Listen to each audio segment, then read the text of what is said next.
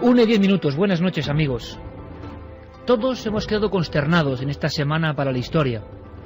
Semana dramática, que duda cabe. Hay que decir que a nosotros, los occidentales y más los latinos, pienso que nos ha sorprendido de forma casi sobrehumana la dignidad ante el desastre, el aplomo de muchos de los japoneses que han asomado su mirada a las televisiones de todo el mundo.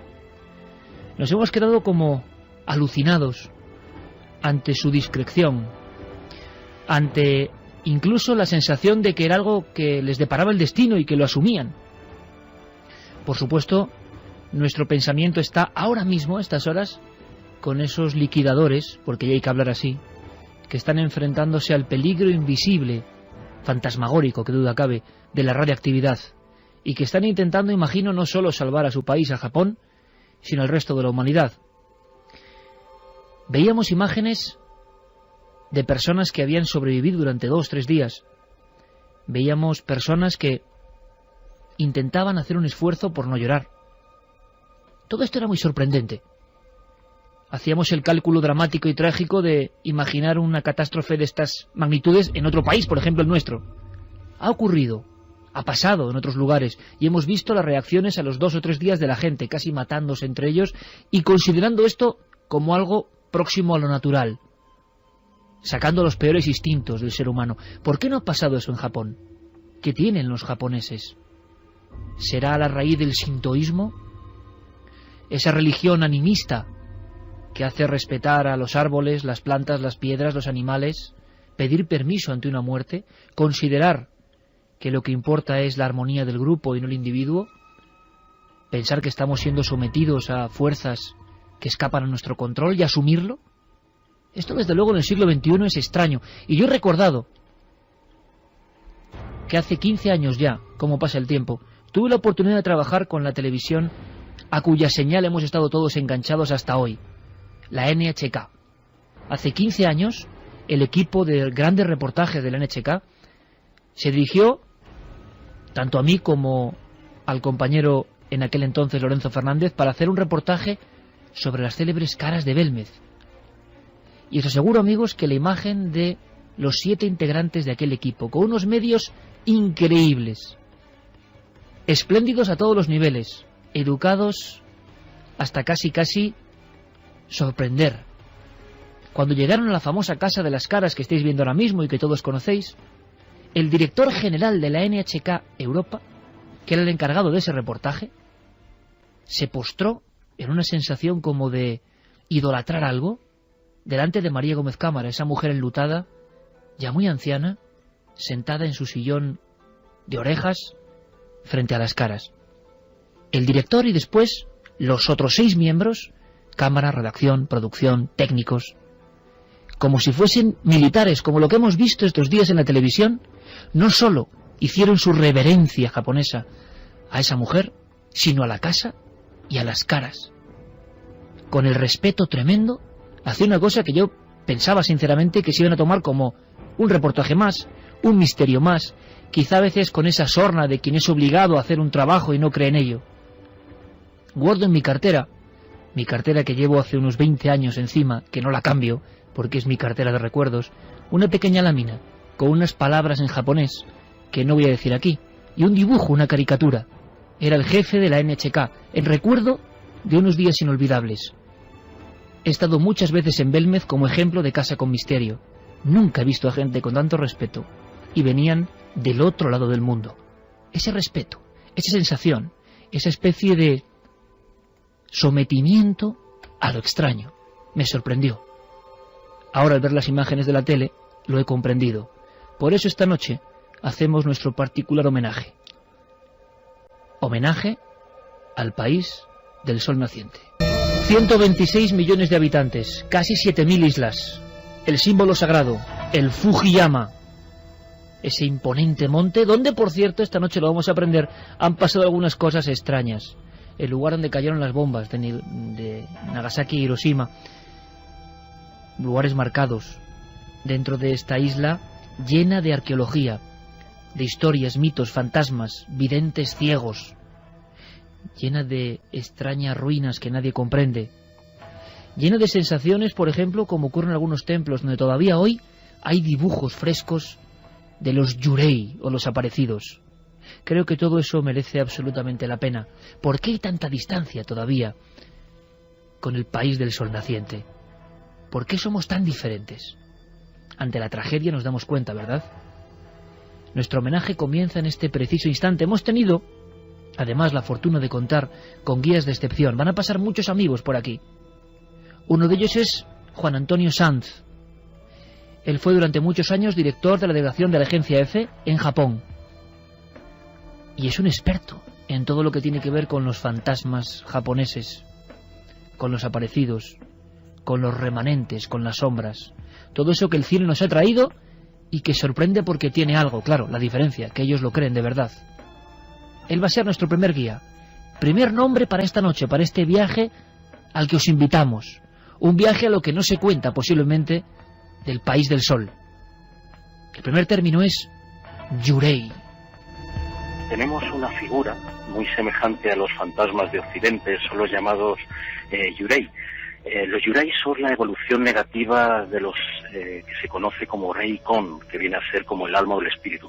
Si una persona fallece de muerte natural o si recibe los ritos funerarios preceptivos, no habrá problema y se convertirá, de acuerdo con el sintoísmo, que como sabemos es una de las religiones mayoritarias junto al budismo en Japón, se convierte, como decía, en un espíritu protector de la familia. Pero sin estos rituales, o si la muerte ha sido el resultado de un suicidio o un asesinato, entonces nos encontramos ante uno de esos yurei tan fielmente retratados en las películas de terror niponas, como recordemos Ring. Estos yurei tienen la capacidad de atravesar la tenue niebla que separa el más allá de nuestro mundo. Además lo hacen pertrechados con los sentimientos más negativos del ser humano, por ejemplo la ira, el afán de venganza, el despecho, los celos. Se convierten así en un ente aborrecible. Por eso tales fantasmas son relacionados con lugares determinados donde ocurría algún hecho luctuoso durante su vida mortal o con el sitio donde precisamente murieron dramáticamente. En busca de una explicación. Iker Jiménez, Milenio 3. Siempre me he preguntado por qué en la iconografía lo japonés es tan extraño. Y hoy vamos a descubrir que esa extrañeza viene desde el principio del tiempo. En las primeras estatuillas del Neolítico aparecieron figuras que muchos consideraron casi como extraterrestres, por lo raro. Estoy seguro que ahora me identifico con un montón de amigos de mi misma generación. Voy a desvelar un secreto. Aquel dibujo que tengo en mi cartera del director de reportajes de la NHK, televisión pública japonesa, era la semblanza de Mazinger Z. ¿Quién ha podido olvidar a Mazinger Z si es un niño nacido en los 70, ¿no? Bueno, pues si os acordáis, las figuras que el autor Go Nagai utilizaba para generar monstruos mecánicos estaban inspirados, es increíble, en los antiguos mitos de fantasmas y monstruos japoneses. Y a los niños de España, y me gustaría saber si os pasó lo mismo, nos impactó de una forma muy especial. Las formas, los ojos, las tenazas, todo eso aparece desde la antigüedad, tiene un porqué. Es más, esta noche, a esta misma hora, tenéis la oportunidad, como siempre, de hacer este programa algo visual interactivo. En ikerjimenez.com, si no está ya en apenas unos minutos, nuestro compañero Guillermo León, bueno, trabajando a tope para tener un pequeño museo del misterio y el horror japonés. Os vais a sorprender, tanto en ikerjimenez.com como en nuestra página de Facebook, La Nave del Misterio en Facebook, vais a ver cosas increíbles. Una de ellas, un templo que pone los pelos de punta. Un templo con recuerdos del siglo XIX y de verdad que es para irse ahí y grabar. Carmen, buenas noches. Buenas madrugadas, Iker. Hablamos del templo de Zensoan. Está más o menos a una hora de Tokio, hacia el sur.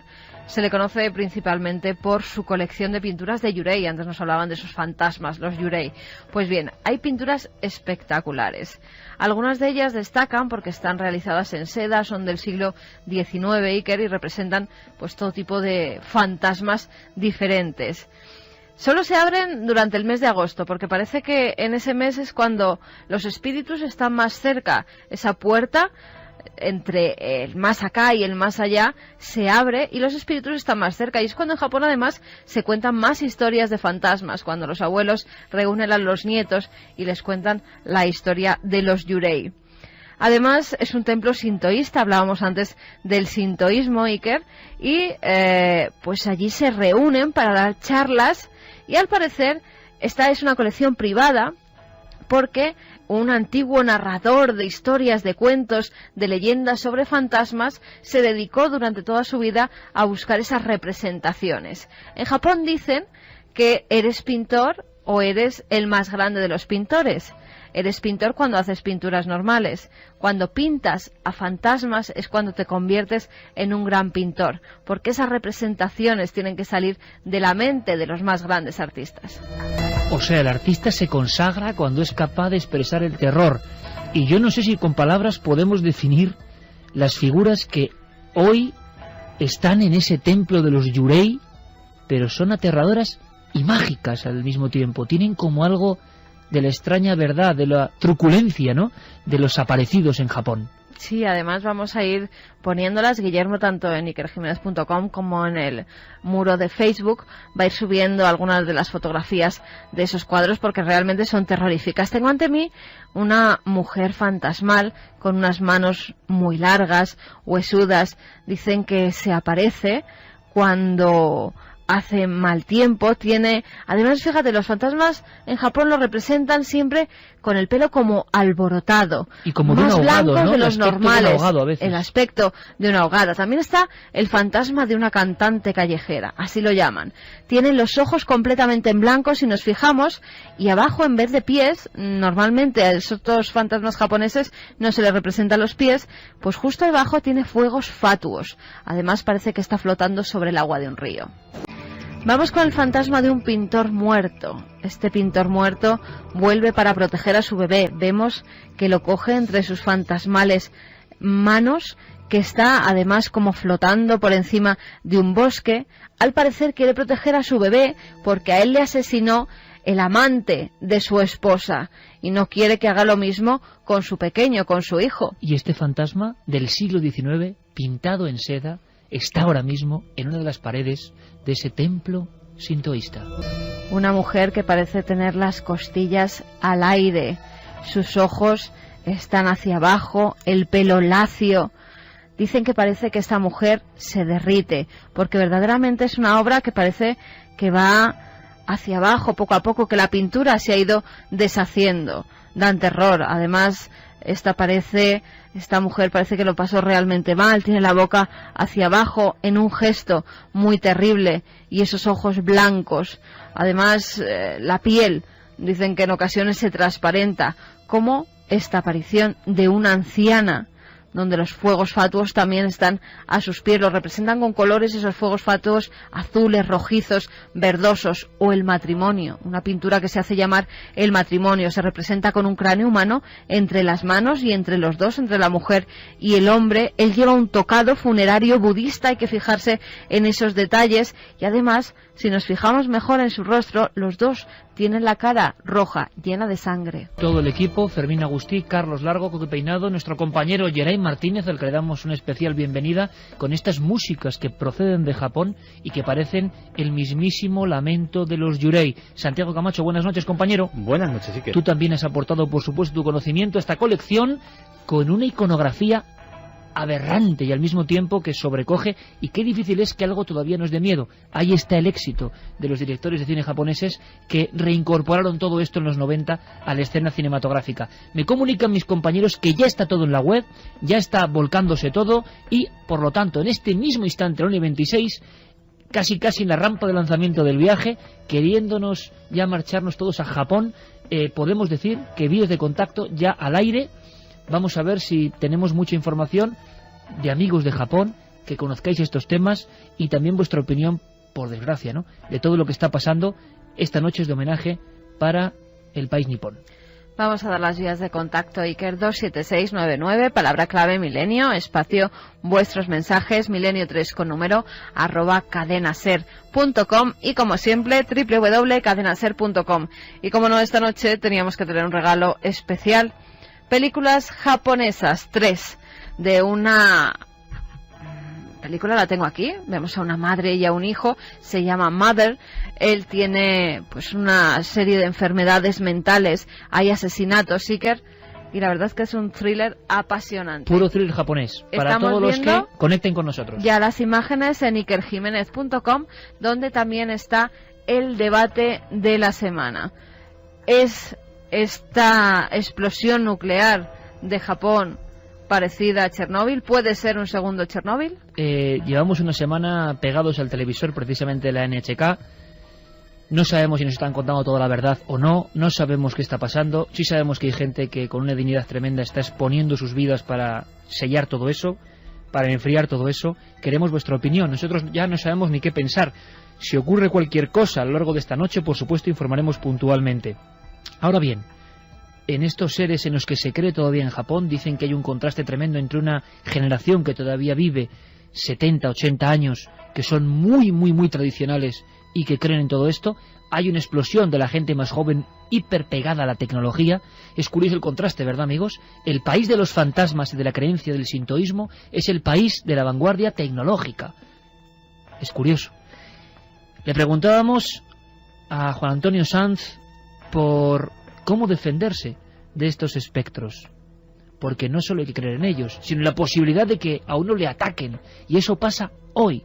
Decía Spielberg que la clave de los directores de cine japonés y su éxito es que precisamente el director estaba creyendo de verdad en lo que aparecía, y eso le daba una dimensión completamente distinta a la película, algo que por desgracia en Occidente yo creo que ya no podemos hacer. Nuestro guía, desde Tokio, nos habla de cómo se puede uno liberar, y los remedios dan casi tanto miedo como los propios aparecidos. Hay algunas costumbres para evadirse de los fantasmas.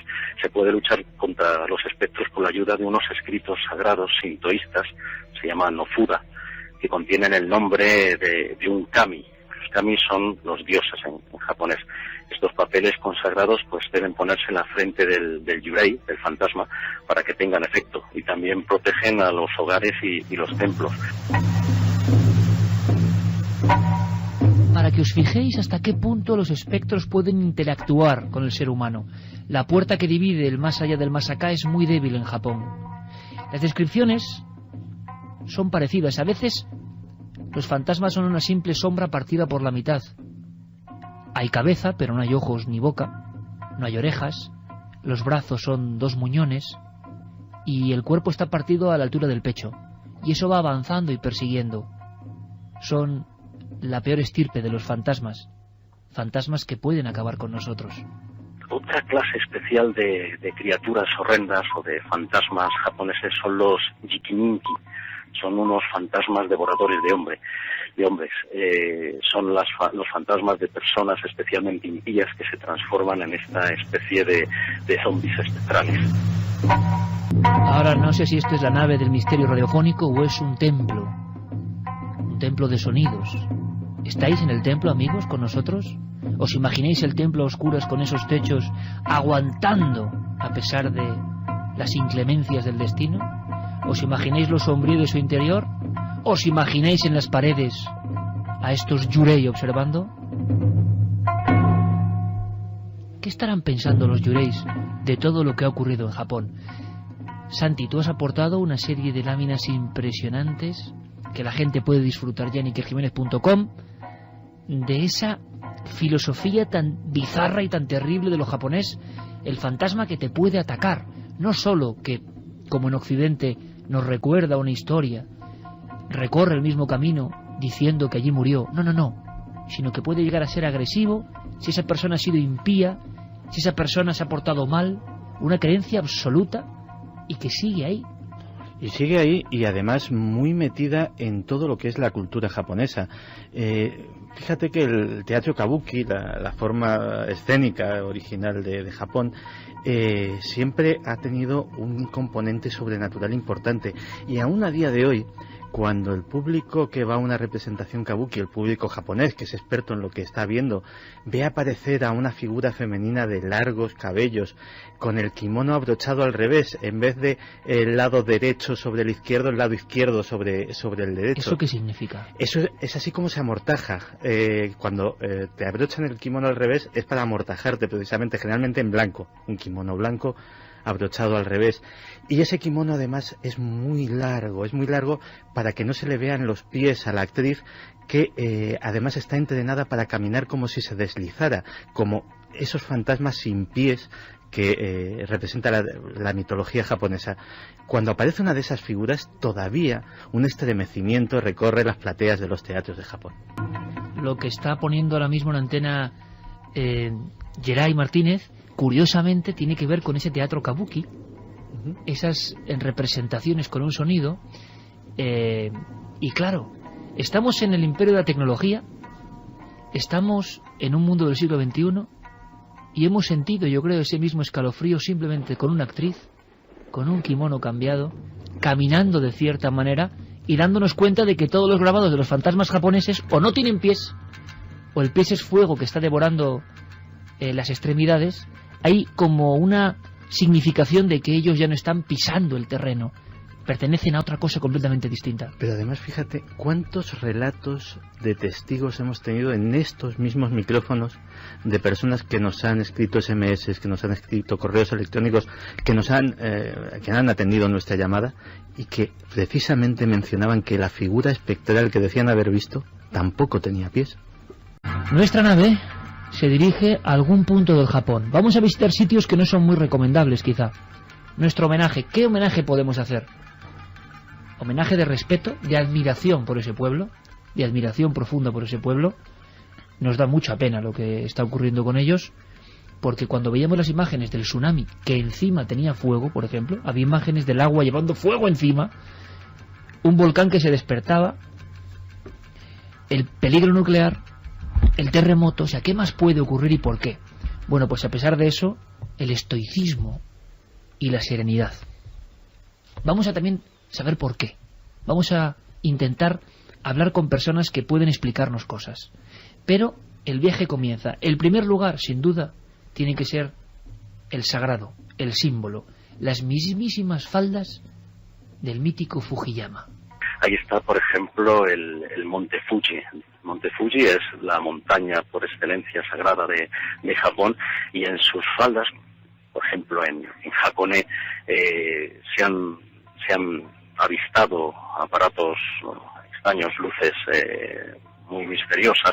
También en la zona cercana a Soyasan, es una montaña sagrada al sur de Osaka, unos 50 kilómetros de esta gran ciudad, la segunda más importante de Japón, que también es uno de los principales lugares de peregrinación de la secta Shingon, del budismo.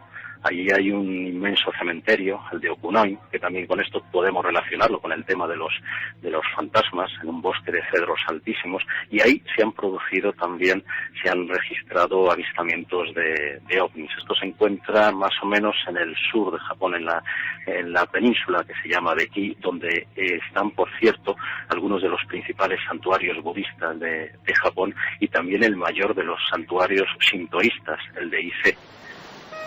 ¿Tendrá algo que ver la mentalidad profunda del japonés con su visión del más allá? Le hemos preguntado al doctor Cabrera, evidentemente, desde su punto de vista psiquiátrico y su conocimiento, ¿cómo interpreta él todo esto que está ocurriendo? Todo lo que está pasando. ¿Por qué este proceder tan curioso para todos nosotros? La mentalidad japonesa ante este desastre y ante todos los desastres que han tenido en la historia es siempre la misma.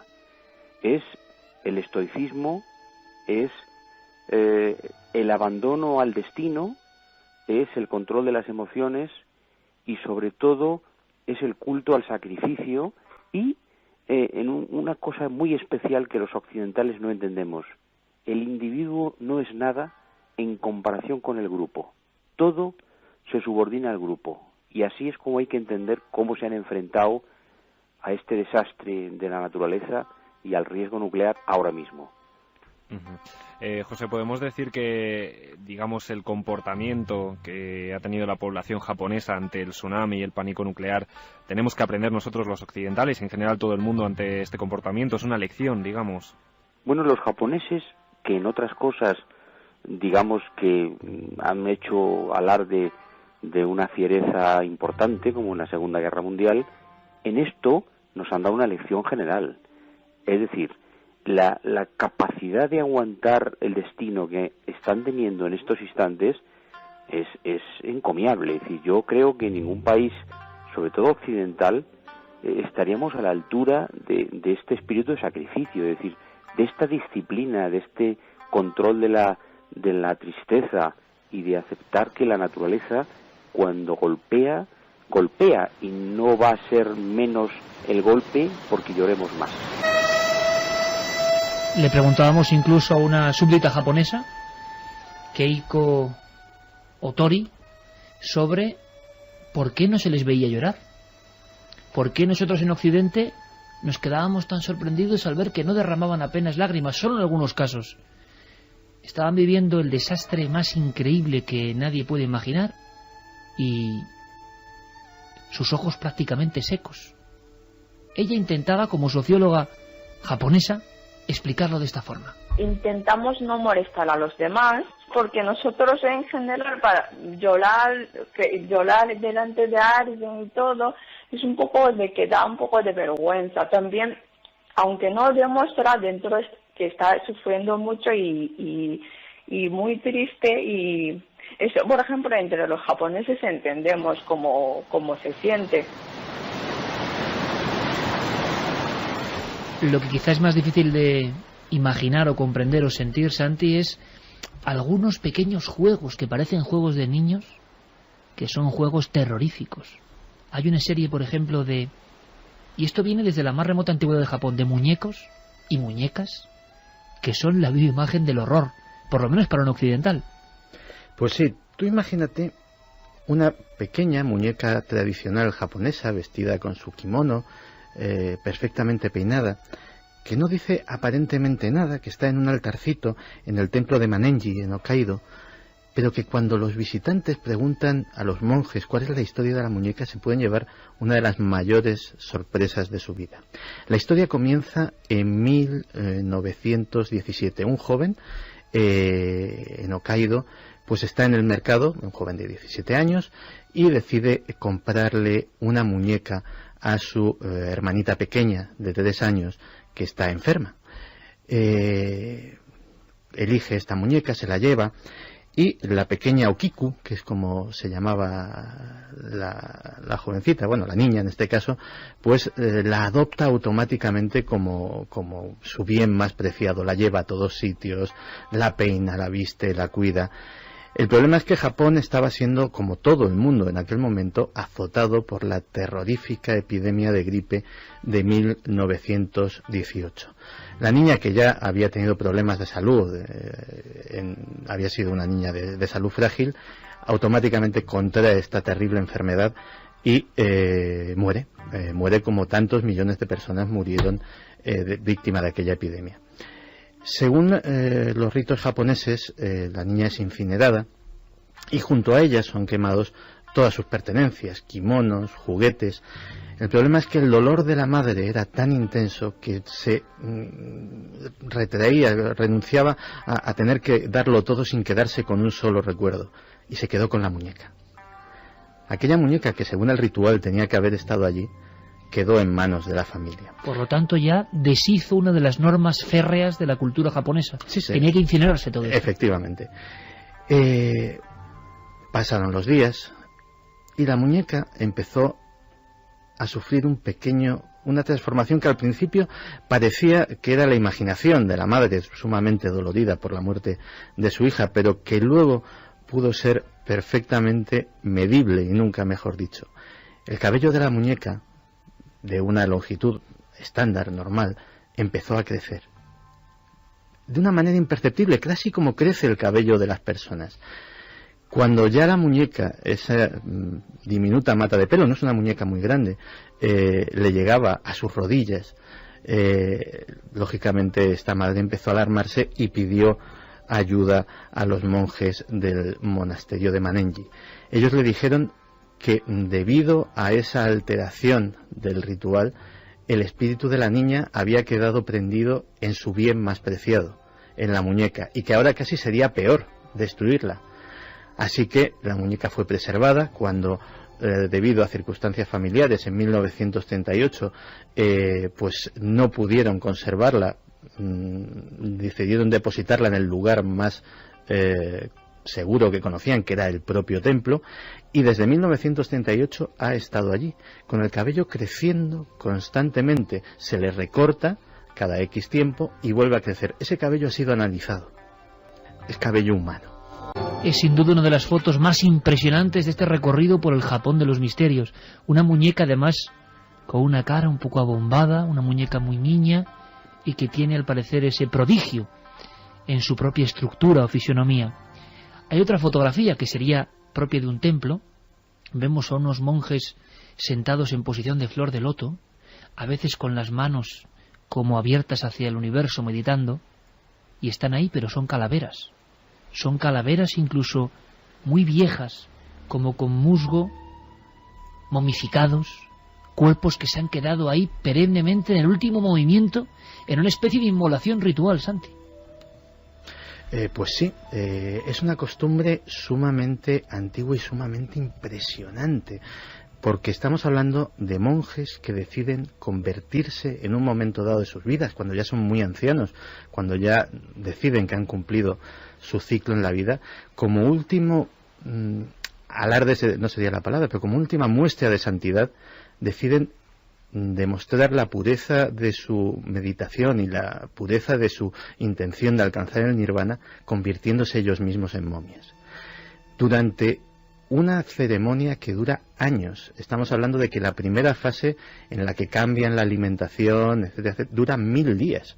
Durante 1000 días van purificando su cuerpo a través de la meditación, cambiando radicalmente su alimentación para que cualquier resto de la flora bacteriana que llevamos todos dentro haya desaparecido y no haya, por tanto, un proceso de descomposición normal, porque el cuerpo no contenga bacterias cuando ellos pues fallecen, pues van cambiando su propia fisonomía hasta que, finalizado ese momento, simplemente dejan de comer, meditan, mueren, y así se les preserva en la misma postura en que murieron.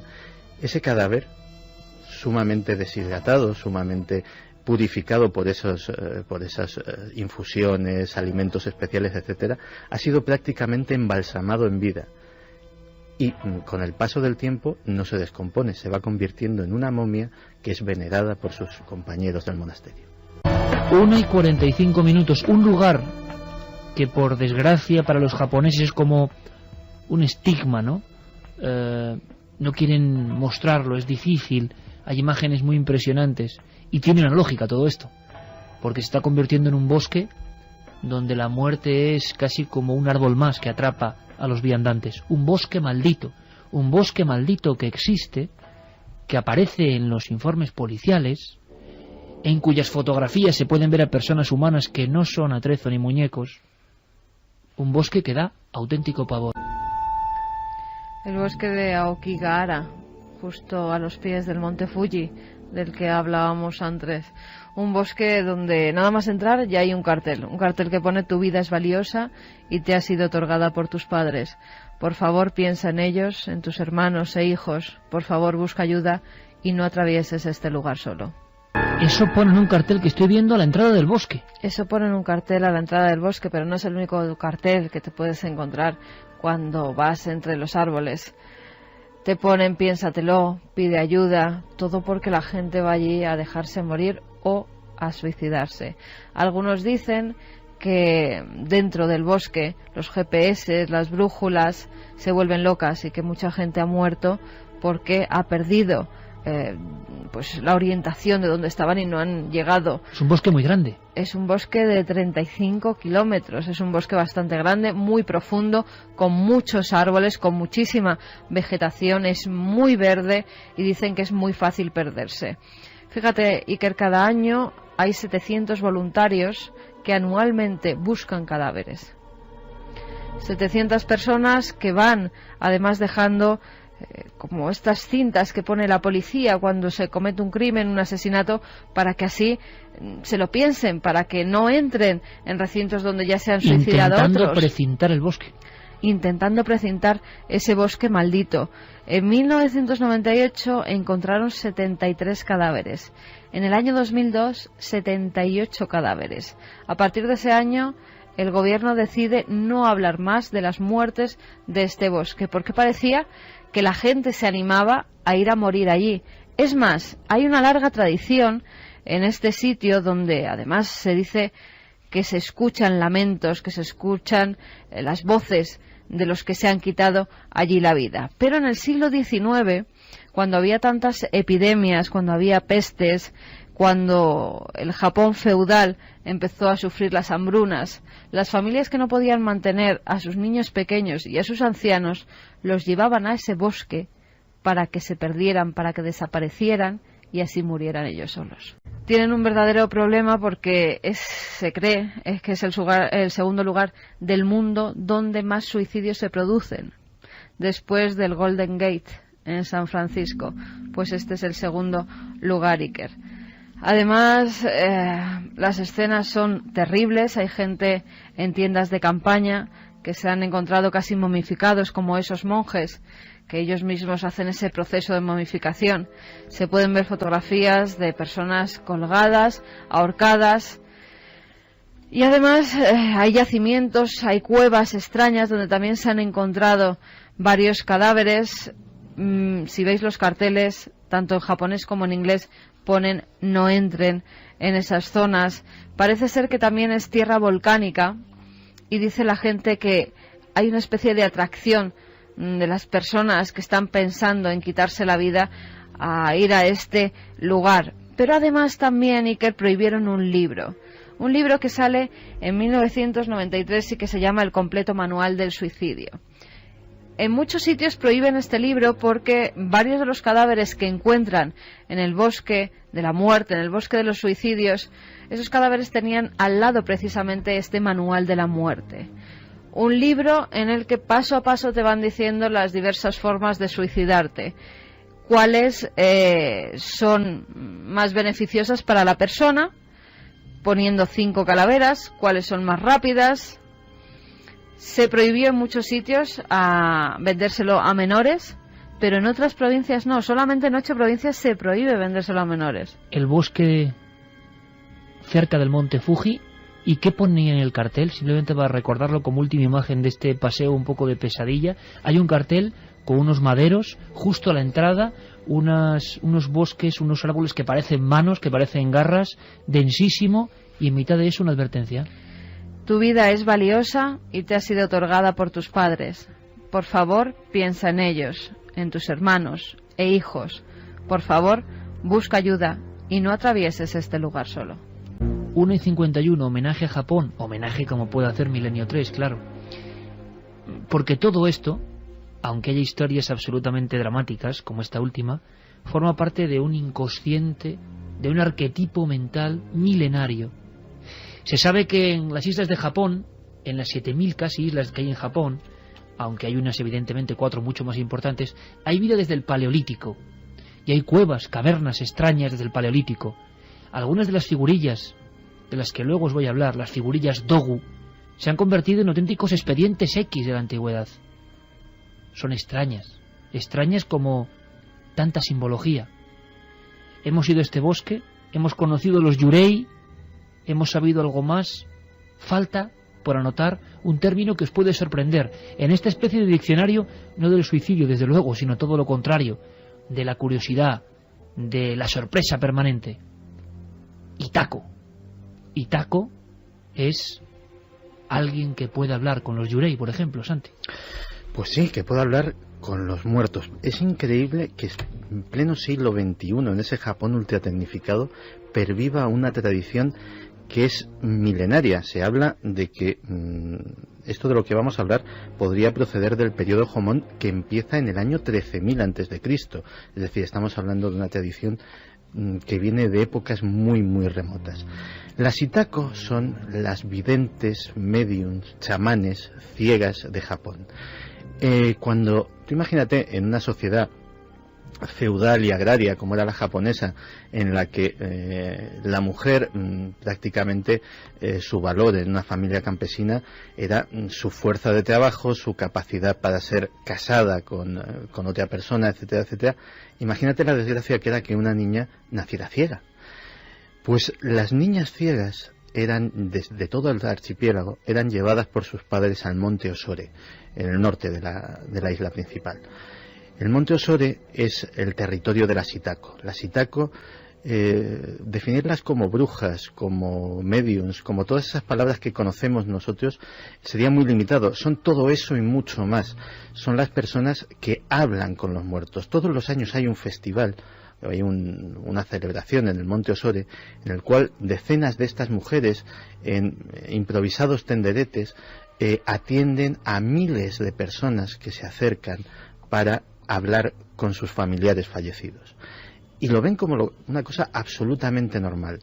Las Sitako son dejadas a la comunidad cuando son muy pequeñas, cuando son niñas. Se trata de niñas que o han nacido invidentes, tienen que ser ciegas todas por tradición, o han perdido la vista a edad muy temprana.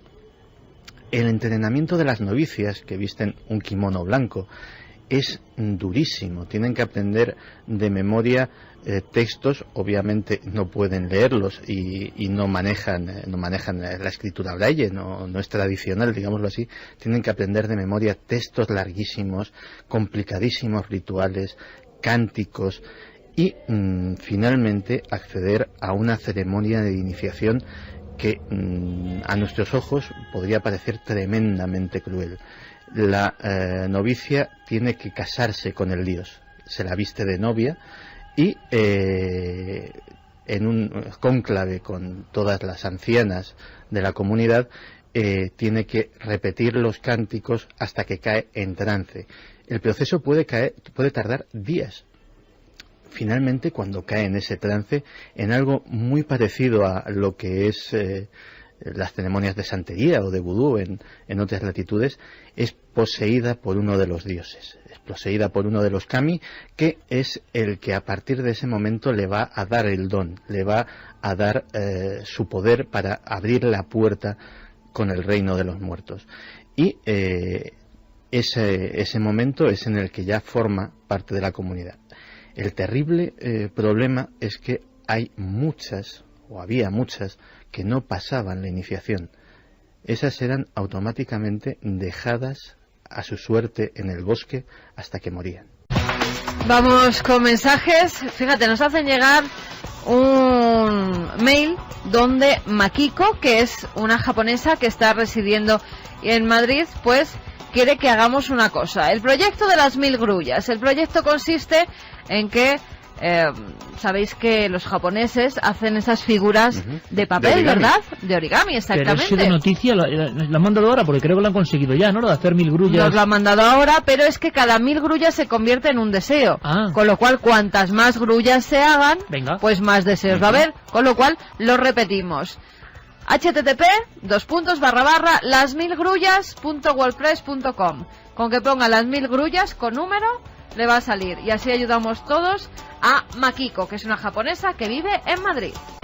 Mira, hablábamos de dibujos, pues también nuestros oyentes nos mandan dibujos pensando en Japón. Además, con esos ojos casi blancos, de los fantasmas como un símbolo japoneses. Dos símbolos clarísimos, gracias. Esos ojos sin pupila y lo de dejar morir en el bosque.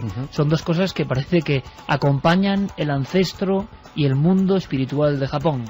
Es un dibujo, Iker, de Clara Barcia. Lo pondremos en la redacción.